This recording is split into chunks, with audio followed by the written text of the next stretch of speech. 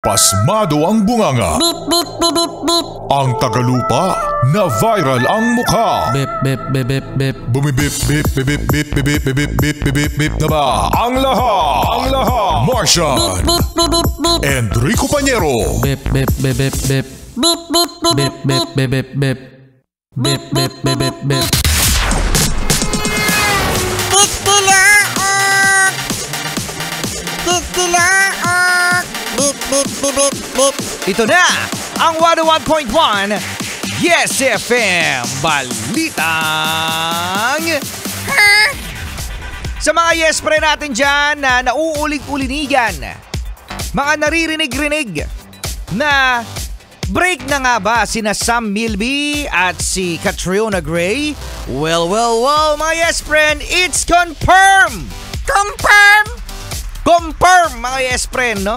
Na-confirm na nga ni Sam Milby, kinumpirma na ni Sam Milby na sila ay split na. Paano ulit? Paano?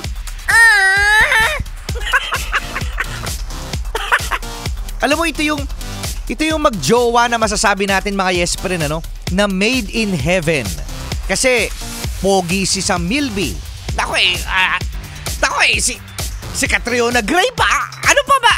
Ano pa ba hihilingin mo sa isang babae? Catriona Gray na yan. Hello! Correct! Si Catriona Gray, Miss Universe na. Siyempre, di naman siya magiging Miss Universe kung hindi siya magandang, matalino, mabait. Oo, no? Pagkatapos, hindi nag-work. Bakit kaya? Bakit kaya? Kasi si Sam Milby, mga yes friend, mabait naman din si Sam Milby. Oo, kasi walang masamang tinapay din, mga yes friend, kay Sam Milby. Oo, dahil yan sa mga circle of friends, no? Na nagsasabi na mabait talaga si Sam Milby, no? Kasing bait ko. Ay, hindi. Kaya sa mga yes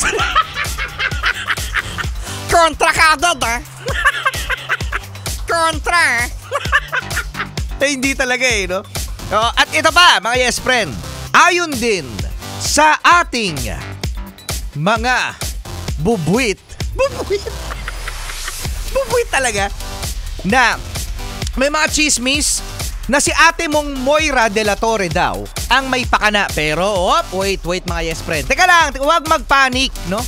Dahil wala daw kinalaman si Moira de la Torre, si ate mong Moira de la Torre, sa pag-split nila ni Catriona Gray. Ni Sam Milby. Walang third party! Walang third party. Pero dumayo naman tayo kay Moira de la Torre, na close friend daw ni Sam Milby dati, na ngayon daw ay hindi niya na friend. At balita din natin, Rico Pañero. Ang dami namang alam niya. Chismoso. Ano yung kay ate mong Moira de la Torre? Na itong si ate mong Moira de la Torre daw, pinagaan friend na daw siya ng mga kaibigan niya sa showbiz. Nako, pinagaan-friend na si Moira de la Torre ng mga kaibigan niya sa showbiz. Bakit kaya?